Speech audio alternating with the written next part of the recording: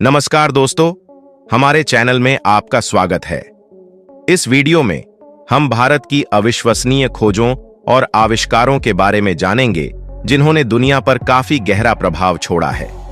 गणित और खगोल विज्ञान में महत्वपूर्ण प्रगति से लेकर चिकित्सा और शानदार चमत्कारों तक भारत में ज्ञान और तकनीकी को आगे बढ़ाने का इतिहास रहा है। इस यात्रा में हमारे साथ शामिल हों, क्योंकि आज हम भारत की 10 शक्तिशाली खोजों और आविष्कारों की विस्मयकारी यात्रा पर हैं। प्राचीन काल से लेकर आज तक भारत ने विभिन्न क्षेत्रों में अतुलनीय योगदान दिया है। तो चलिए वीडियो में आगे बढ़ते हैं और भारतीय दिमागों की उल्लेखनीय प्रतिभा का पता लगाएं। Number 1, zero and decimal system. Zero की खोज आर्यभट्ट द्वारा 5वीं शताब्दी में भारत में हुआ था।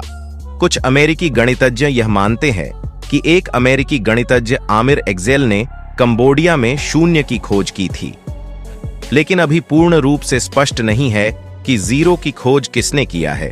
अधिकतर लोगों का यही मानना है कि आर्यभट्ट ने ही जीरो का खोज किया है। आर्यभट्ट के बाद शून्य का श्रेय ब्रह्मपुत्र को दिया जाता है। 7वीं शताब्दी में ब्रह्मपुत्र ने गणितीय संक्रियाओं में शून्य का प्रयोग शुरू किया। आर्यभट्ट ने जीरो को शब्दों में प्रस्तुत किया था, वे इसे अंकों में नहीं बताए थे। आर्यभट्ट को दशमलव प्रणाली में शून्य का उपयोग करने और गणित में शून्य लाने का श्रेय दिया जाता है। भारत के खगोल शास्त्री और गणितज्ञ ब्रह्मगुप्त ने जोड़ और घटाव जैसे गणितीय कार्यों में शून्य का उपयोग किया। जैसे उन्होंने बताया कि जीरो को जीरो से विभाजित करने पर जीरो प्राप्त होता है, किसी भी अंक में जीरो से गुना करने पर जीरो प्राप्त होता है। आपको यह पता होगा कि जीरो एक महत्वपूर्ण नंबर है। जहां पर कुछ नहीं होता है वहां पर जीरो होता है। नेगेटिव एंड पॉजिटिव नंबर के बीच आने वाला एकमात्र नंबर जीरो है। उपरोक्त से यह स्पष्ट है कि शून्य भारत का एक महत्वपूर्ण आविष्कार है, जिसने गणित को एक नई दिशा दी और इसे अधिक सरल बना दिया। जीरो और डेसिमल सिस्टम मॉडर्न साइंस और मैथमेटिक्स का आधार रखते हैं। Number 2, Ayurveda, the science of life. प्राचीन भारतीय चिकित्सा प्रणाली, जिसे आयुर्वेद के नाम से भी जाना जाता है, प्राचीन लेखों पर आधारित है, जो शारीरिक और मानसिक स्वास्थ्य के लिए प्राकृतिक और समग्र दृष्टिकोण पर निर्भर करती है। आयुर्वेदिक चिकित्सा दुनिया की सबसे पुरानी चिकित्सा प्रणालियों में से एक है और भारत की पारंपरिक स्वास्थ्य देखभाल प्रणालियों में से एक है। आयुर्वेदिक उपचार में उत्पादों मुख्य रूप से पौधों से प्राप्त किया जाता है, लेकिन इसमें पशु, धातु और खनिज भी शामिल हो सकते हैं। आहार, व्यायाम और जीवन शैली शामिल होती है। इसे दुनिया की सबसे पुरानी चिकित्सा प्रणालियों में से एक के रूप में जाना जाता है। आयुर्वेद की उत्पत्ति की जानकारी किसी को स्पष्ट रूप से नहीं है। यह कब से चली आ रही है, किसी को नहीं पता है। कुछ विद्वानों का मानना है कि इसका इतिहास 3000 से 50,000 वर्ष पूर्व का हो सकता है।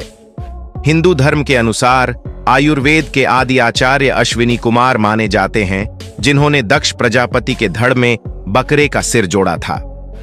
आयुर्वेद का ज्ञान सर्वप्रथम ब्रह्मा से प्रजापति ने, प्रजापति से अश्विनी कुमारों ने, उनसे इंद्र ने और इंद्र से भरद्वाज ने प्राप्त किया। आयुर्वेदिक प्रणाली जिन बुनियादी सिद्धांतों पर आधारित है, वे अनिवार्य रूप से हर समय के लिए सत्य हैं और समय समय पर बदलते नहीं हैं। ये मानवीय कारकों, आंतरिक कारणों पर आधारित हैं।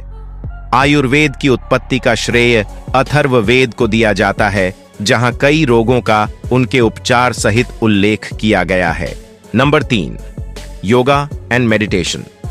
अभी हाल तक पश्चिमी विद्वान ये मानते आए थे कि योग का जन्म करीब 500 ईसा पूर्व हुआ था, जब बौद्ध धर्म का प्रचलन हुआ।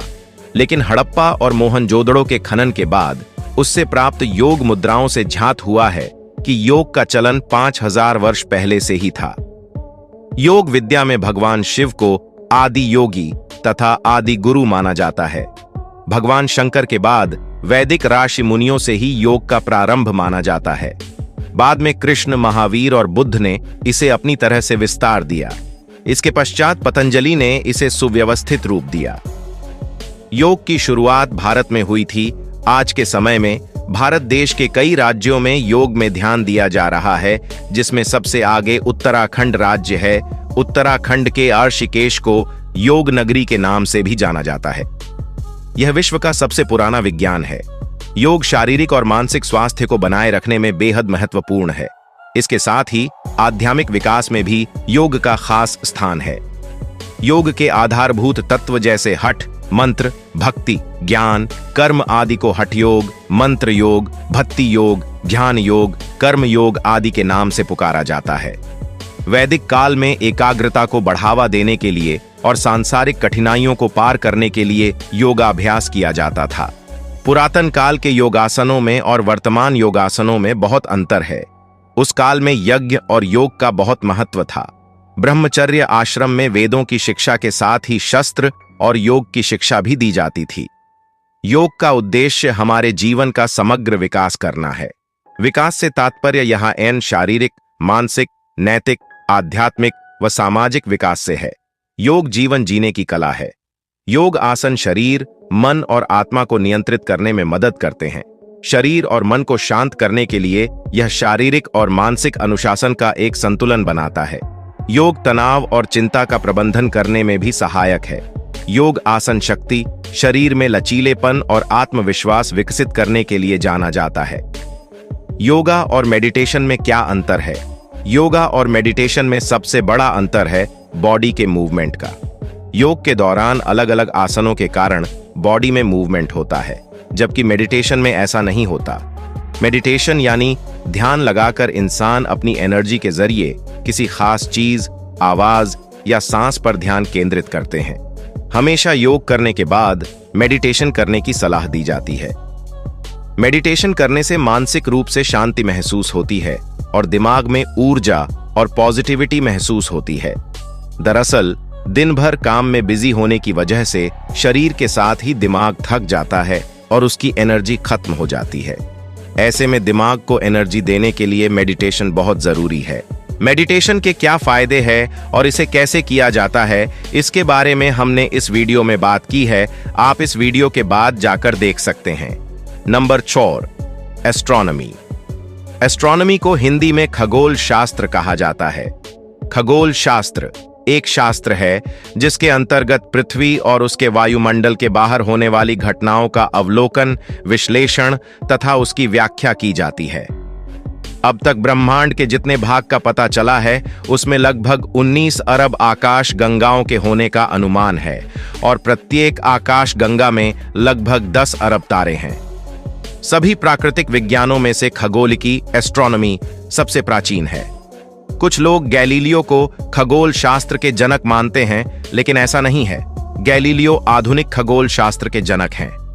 इसका आरंभ प्रागैतिहासिक काल से हो चुका था तथा प्राचीन धार्मिक एवं मिथकीय कार्यों में इसके दर्शन होते हैं। गौलिकी के साथ फ्लित ज्योतिष, एस्ट्रोलॉजी का बहुत ही नजदीकी संबंध रहा है और आज भी जनता दोनों को अलग नहीं कर पाती। भारत में गौलिकी की अति प्राचीन एवं उज्ज्वल परंपरा रही है। वास्तव में भारत में गौलीय अध्ययन वेद के अंग, वेदांग के रूप में 1500 ईसा पूर्व या उससे भी पहले शुरू हुआ। वेदांग ज्योतिष इसका सबसे पुराना ग्रंथ है। प्राचीन काल के एस्ट्रोनॉमी संबंधी कुछ ग्रंथ ऐसे हैं जिनके लेखकों ने अपने नाम नहीं दिए हैं। ऐसे ग्रंथ हैं वेदांग ज्योतिष काल ईपू 1200। कुछ ऐसे भी ज्योतिष ग्रंथकार हुए हैं जिनके वाक्य आधुनिक ग्रंथों में उद्धृत हैं, किंतु उनके ग्रंथ नहीं मिलते। उनमें मुख्य हैं नारद, गर्ग, पराशर, लाट, विजयानंदी, श्रीशेण, विष्णुचंद आदि। आज भी पंचांग बनाने के लिए आर्यभट्ट की खगोलीय गणनाओं का उपयोग किया जाता है। गणित और खगोल विज्ञान के क्षेत्रों में उनके योगदान की स्मृति में ही भारत के पहले उपग्रह का नाम आर्यभट्ट रखा गया है। आई होप दोस्तों कि आपको वीडियो अच्छा लग रहा होगा। अगर आपको लगता है कि ये वीडियो आपके लिए थोड़ा सा भी हेल्पफुल है तो वीडियो को लाइक करके चैनल को सब्सक्राइब कर लीजिए, जिससे हमारे द्वारा भेजा गया वीडियो आपके पास आसानी से पहुंच सके। चलिए आगे चलते हैं। Number 5, plastic surgery. Plastic surgery का साधारण सा अर्थ है बनाना या तैयार करना। प्लास्टिक सर्जरी में शरीर के किसी भी अंग का टिश्यू लेकर दूसरे अंगों को ठीक करने में लगाया जाता है, जिससे किसी भी महिलाओं या पुरुषों के शरीर को आकर्षक तथा बिल्कुल नया रूप प्रदान किया जा सकता है। महर्षि सुश्रुत प्राचीन भारत में एक चिकित्सक थे, जिन्हें आज भारतीय चिकित्सा पद्धति के जनक और शल्य चिकित्सा प्रक्रियाओं के आविष्कार और विकास के लिए प्लास्टिक सर्जरी के जनक के रूप में जाना जाता है। दुनिया को प्लास्टिक सर्जरी का ज्ञान भले ही 400 साल पहले हुआ, लेकिन महर्षि सुश्रुत ने 2600 साल पहले ही डिलीवरी, मोतियाबिंद, कृत्रिम अंग लगाना, पथरी का इलाज और प्लास्टिक सर्जरी जैसी चीजों को कर दिखाया था। महर्षि सुश्रुत आयुर्वेद के महान ग्रंथ सुश्रुत संहिता के प्रणेता भी है। आचार्य ने सुश्रुत संहिता नाम की अपनी किताब में एज़ बीमारियों, सैकड़ों औषधीय पौधों और सर्जरी करने के तरीकों के बारे में लिखा है। इस सर्जरी के जरिए नाक, चेहरे, गाल, कान, ठुड्डी, होंठ और ब्रेस्ट को परफेक्ट शेप दे सकते हैं। इसके साथ ही दुर्घटनाओं अथवा गंभीर बीमारियों के शिकार हुए लोगों में खोए हुए चेहरे के साथ खोया हुआ आत्मविश्वास भी वापस लौट आता है। दुनिया की पहली प्लास्टिक सर्जरी काशी में हुई थी, जब महर्षि सुश्रुत के पास एक व्यक्ति कटी हुई नाक के साथ पहुंचा था। पहले सुश्रुत ने उस व्यक्ति को नशीला पदार्थ पिला दिया ताकि उसे दर्द न हो। उसके माथे से त्वचा का हिस्सा लिया, पत्ते के जरिए उसकी नाक का आकार समझा और टांके लगाकर नाक बना दी और जोड़ दी। नंबर 6, Sanskrit, the mother of many languages. Sanskrit Bharat की एक भाषा है। संस्कृत एक हिंद आर्य भाषा है जो हिंद यूरोपीय भाषा परिवार की एक शाखा है। संस्कृत दिव्य एवं समृद्ध भाषा है। ऐतिहासिकता की दृष्टि में यह संसार की सभी भाषाओं की जननी है। संस्कृत संसार की प्राचीनतम एवं प्रथम भाषा है। संस्कृति का शाब्दिक अर्थ होता है शुद्ध, पवित्र अथवा संस्कारवान। संस्कृत भाषा देवनागरी लिपि में लिखी गई है। संस्कृत भाषा का दूसरा नाम देववाणी है। पाणिनि संस्कृत भाषा के सबसे बड़े वैयाकरण हुए हैं, अर्थात इन्होंने संस्कृत भाषा का व्याकरण दिया। इनका जन्म तत्कालीन उत्तर पश्चिम भारत के गांधार में हुआ था। इनके व्याकरण का नाम अष्टाध्यायी है, जिसमें 8 अध्याय और लगभग 4000 सूत्र हैं। संस्कृत भाषा को व्याकरण सम्मत रूप देने में पाणिनि का योगदान अतुलनीय माना जाता है। संस्कृत के सबसे पुराने लिखित अभिलेख वेदों में मिले हैं।